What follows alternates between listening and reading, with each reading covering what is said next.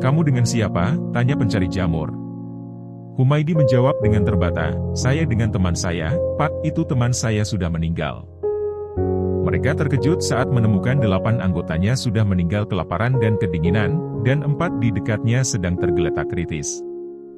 Saat Jafar dari regu penolong sedang memangku kepala korban yang kritis, bernama Amin Jabir, sambil berbicara terbata-bata, dia berwasiat seolah akan meninggalkan dunia selama-lamanya.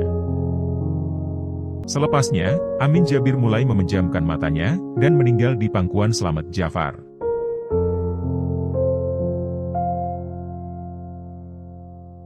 Assalamualaikum, teman kisah.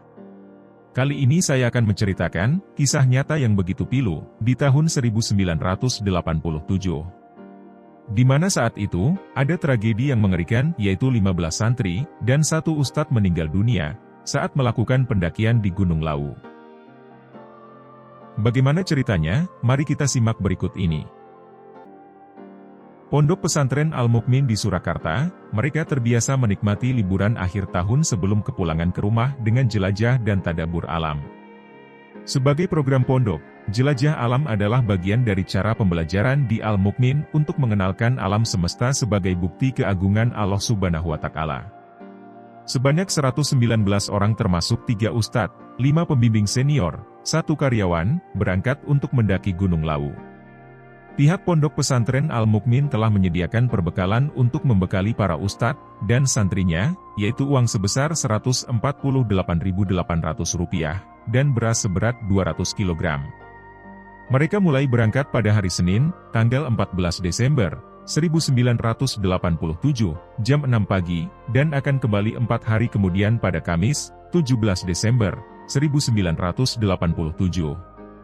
Persiapan matang diusung dengan membagi sejumlah santri ke dalam 5 kelompok, di mana di masing-masing kelompoknya terdapat 3 ustadz sebagai pengawas dan pembimbing. Di sampingnya juga ada 5 santri senior, yang bertindak sebagai koordinator masing-masing kelompok. Dengan sukacita, mereka sampai di Tawangmangu pada jam 10 pagi. Dari sana, perjalanan dilanjutkan. Dan mereka tiba di bumi perkemahan jam 11 siang.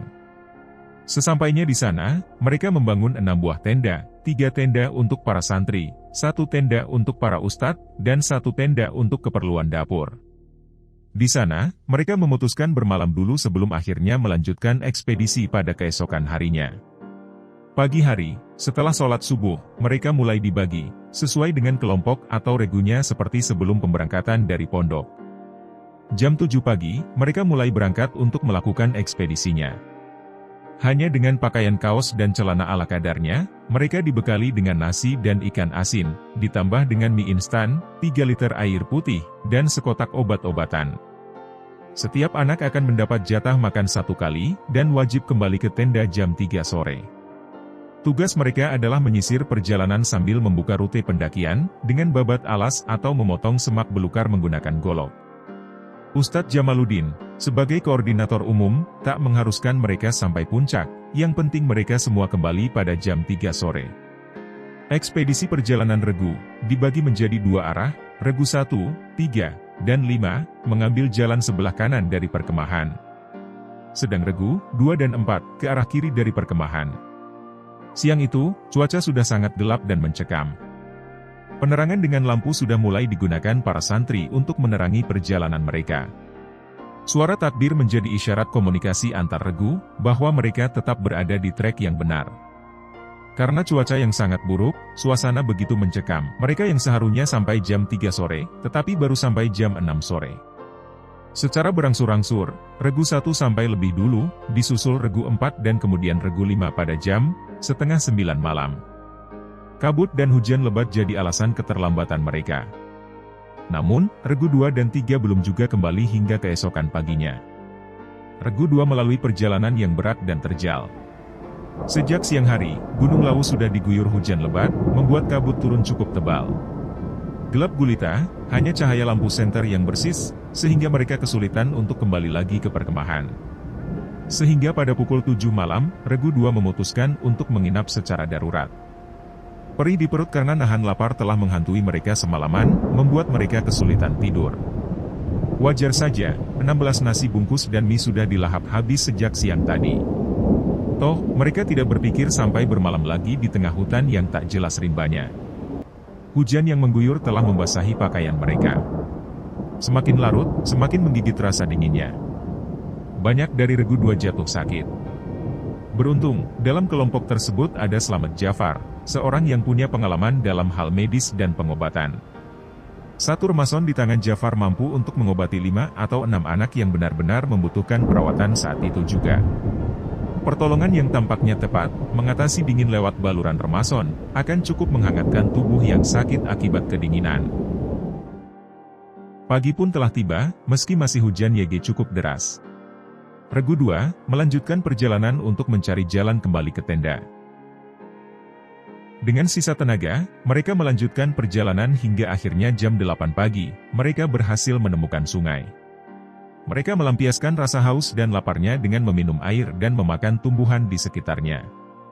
Meskipun, tanaman yang mereka makan meninggalkan rasa perih di mulut dan lidah. Dari sungai itu, mereka terus menyusurinya hingga menemukan pipa selang air. Dari sana, mereka terus mengikutinya dan berhasil sampai ke perkemahan Mojosemi pada pukul 10 pagi.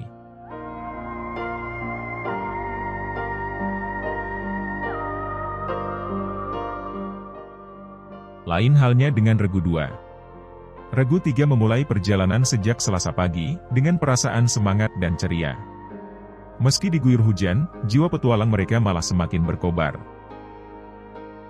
Saking semangatnya, tak terasa mereka melintas semakin jauh, bahkan semakin dekat dengan puncak Gunung Lawu.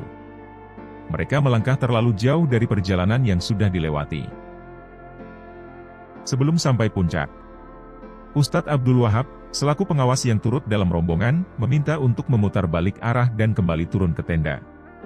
Mereka tampak mulai kehilangan arah, karena kabut yang semakin tebal menutupi jarak pandang langkah mereka. Mereka kepalang sore untuk turun, bahkan sejak melihat puncak Lawu, jam sudah menunjukkan 3 sore, bukankah itu waktu yang ditentukan untuk sampai kembali di tenda?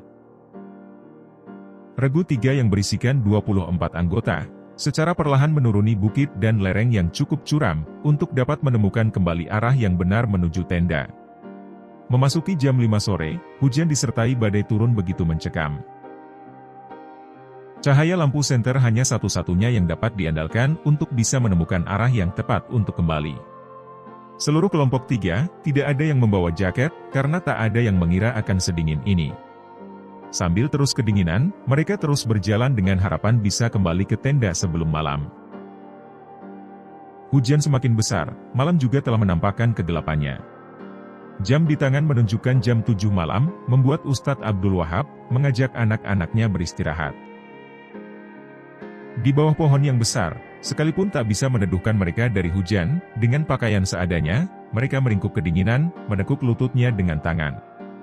Kondisi tubuh mereka semua telah sakit dan lemah. Beruntung mereka dapat bertahan hingga pagi. Karena banyak di antara mereka yang mulai jatuh sakit, beberapa anak diminta oleh Ustadz Abdul Wahab untuk mencari jalan menuju tenda, sekaligus meminta bantuan. Sekitar 13 anak turun mencari pertolongan dengan berpencar, sedangkan yang lainnya berkumpul dalam sakit dan kelelahan yang cukup parah, ditemani Humaidi selaku pembimbing dan Ustadz Abdul Wahab. Akhirnya, pada hari Rabu, jam 11 siang, beberapa santri yang diutus ustadznya itu berhasil sampai ke tenda, beberapa lagi juga tersesat hingga ke pemukiman warga. Dari sana, mereka melaporkan kondisi kelompoknya yang memprihatinkan, akibat sakit dan beberapa sempat pingsan. Ustadz Jamaluddin selaku pimpinan di perkemahan langsung membentuk tim penyelamat untuk naik ke atas dan menolong mereka. Maka, naiklah 15 santri pada pukul 1 siang, untuk menjemput Regu 3 yang kepayahan dan tersesat di atas. Hingga pukul 4 sore, Regu penolong belum juga membuahkan hasil. Selain karena mereka juga kelelahan, medan yang ditempuh juga sangat sulit, belum lagi Regu 3 yang berhasil melapor, lupa arah untuk kembali ke tempat Ustadz Abdul Wahab dan para santri lainnya. Setengah 6 sore, para Regu penolong dapat menemukan jejak Regu 3 yang masih tersesat. Sambil berteriak, mereka terkejut saat menemukan 8 anggotanya sudah meninggal kelaparan dan kedinginan, dan 4 di dekatnya sedang tergeletak kritis. Di antara korban meninggal yang ditemukan, ada yang meninggal dalam kondisi meringkuk, Ada juga yang saling tindih, mungkin untuk mengatasi rasa dinginnya. 4 yang masih kritis akhirnya segera diberikan pertolongan berupa jaket, makanan, dan minuman seadanya. Dan yang paling mengejutkan, Humaydi dan Ustadz Abdul Wahab tidak ada di tempat ditemukannya para jenazah itu. Akan tetapi mereka belum disibukkan untuk mencari Humaydi dan Ustadz Abdul Wahab. Yang mereka pikirkan adalah mencari bantuan untuk menyelamatkan 4 santri yang sedang kritis. Sedangkan mereka tak membawa tandu dan tidak punya tenaga yang cukup kuat untuk membawanya ke tenda karena sudah banyak yang pingsan dan tak mampu berjalan. Mau tak mau, mereka menunggu sampai keesokan paginya untuk menunggu bantuan evakuasi yang lebih besar lagi. Saat Jafar dari regu penolong sedang memangku kepala korban yang kritis, bernama Amin Jabir, sambil berbicara terbata-bata, dia berwasiat seolah akan meninggalkan dunia selama-lamanya. Amin Jabir, yang terbaring kritis, mengatakan agar kedua orang tuanya merelakan dan memberinya maaf. Ia juga berpesan kepada Jafar untuk melunasi hutangnya pada bagian kesantrian sebanyak Rp5.000, dengan uangnya yang masih disimpan di lemari kamarnya di asrama pondok pesantren sejumlah Rp45.000. Selepasnya, Amin Jabir mulai memejamkan matanya, dan meninggal di pangkuan Slamet Jafar. Suasana haru dan isakan tangis pun menyelimuti malam mereka.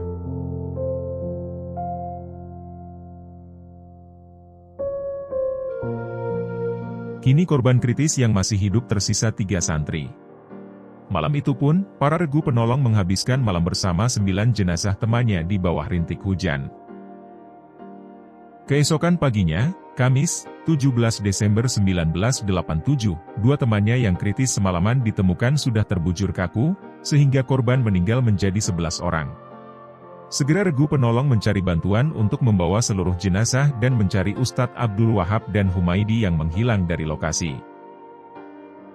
Beberapa regu penolong telah sampai kembali ke perkemahan. Pada Kamis, 17 Desember 1987, terlihat para tim SAR telah menyiapkan armadanya untuk mengadakan penyisiran dan evakuasi. Tepat pada jam 1:45. Tim Perhutani Magetan telah menghubungi kantor Yayasan Pondok Pesantren Al-Mukmin tentang musibah yang terjadi.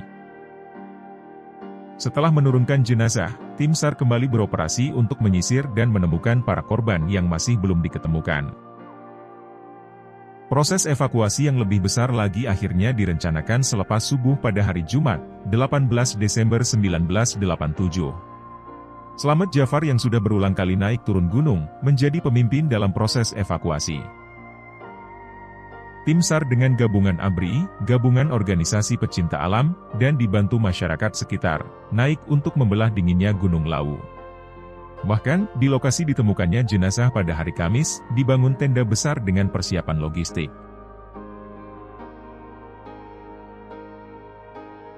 Slamet Jafar, yang berlari di depan para tim penyelamat, dikejutkan dengan penemuan jenazah lainnya. Ia menemukan 1 jenazah lagi, tak jauh dari lokasi kemarin saat ia menemukan beberapa jenazah. Dari sana, Jafar terus bergerak lagi sampai akhirnya menemukan 2 jenazah lainnya yang saling tumpang tindih. Selain Jafar, Usman yang juga merupakan santri dari regu penolong, menemukan 1 jenazah lainnya.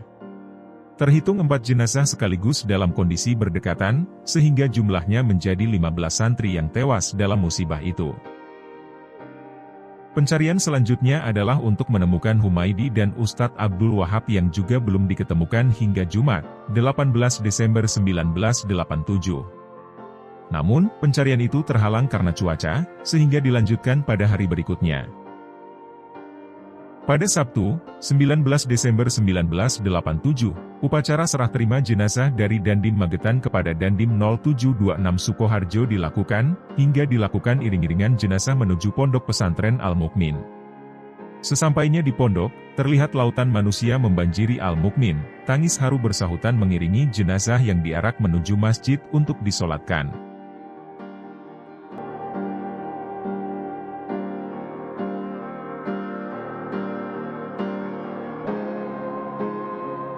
Pencarian Humaydi dan Ustadz Abdul Wahab.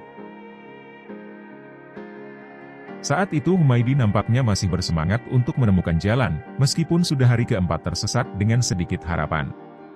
Sampai hari Sabtu, 19 Desember 1987, Humaydi dan Ustadz Abdul Wahab bertekad mencari bantuan untuk menyelamatkan para santrinya. Namun nahas, mereka sendiri juga ikut tersesat. Mereka hanya bisa meneruskan perjalanan dengan merangkak. Sampai hari Minggu, 20 Desember 1987, mereka berdua tak berjalan begitu jauh karena kondisi tubuh yang lemah dan kelaparan hebat. Minggu sore itu, hujan turun dengan lebatnya sehingga Ustadz Abdul Wahab dan Humaydi memutuskan untuk mencari pohon dan berteduh. Di sekitarnya, mereka menemukan sungai yang bisa mereka minum dan makan tumbuhan di sekelilingnya. Setelahnya mereka berteduh di bawah pohon yang cukup besar.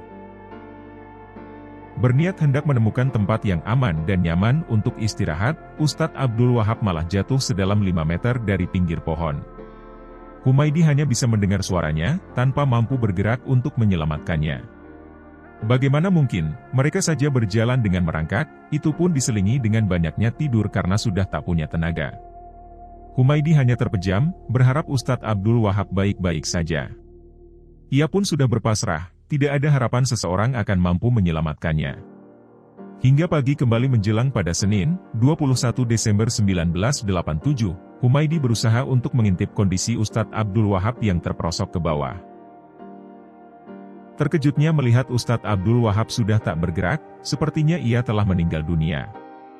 Hanya rasa haus yang menggelayuti dirinya, tetapi ia sudah tak mampu untuk kembali bergerak menuju sungai. Di tempat itulah, ia akhirnya melihat para pencari jamur menghampirinya. "Kamu dengan siapa?" tanya pencari jamur. Humaydi menjawab dengan terbata, "Saya dengan teman saya, Pak, itu teman saya sudah meninggal." Dengan bekal seadanya, para pencari jamur itu memberikan perbekalannya kepada Humaydi sebagai bentuk pertolongan pertama padanya. Sedang Embok Sardi menemani sambil menyuapi Humaydi, Pak Sardi dan Pak Parni mencari bala bantuan. Belum begitu lama, mereka akhirnya bertemu dengan wartawan dan tim SAR yang telah lama mencari Humaydi dan Ustadz Abdul Wahab, rombongan yang masih bersisa. Segeralah dituntun para tim penyelamat ke lokasi ditemukannya Humaydi. Dari jarak ditemukannya 15 jenazah lainnya, mereka hanya mampu berjalan sejauh 2 km dalam waktu 6 hari. Faktor cuaca yang dingin dan kelaparan, membuat fisik mereka lemah dan bahkan hanya mampu merangkak dengan banyak tertidur kelelahan. Senin, 21 Desember 1987 pukul 10 pagi, kedua korban diangkut dengan tandu melalui Jalan Raya Cemorosewu. Jenazah Ustadz Abdul Wahab langsung divisum di rumah sakit DKT Madiun dan disemayamkan di kediamannya di Madiun. Selebihnya, keajaiban Humaydi yang mampu bertahan tanpa makan selama 6 hari, menjadikannya salah satu saksi hidup yang menceritakan sebagian kisah bersejarah ini.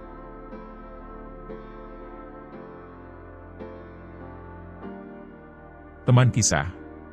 Itulah kisah nyata dari para santri dan ustadz di Pondok Pesantren Al-Mukmin saat melakukan pendakiannya di Gunung Lawu. Semoga kita semua bisa mengambil tauladan pada kebaikan yang telah almarhum lakukan selama hidupnya.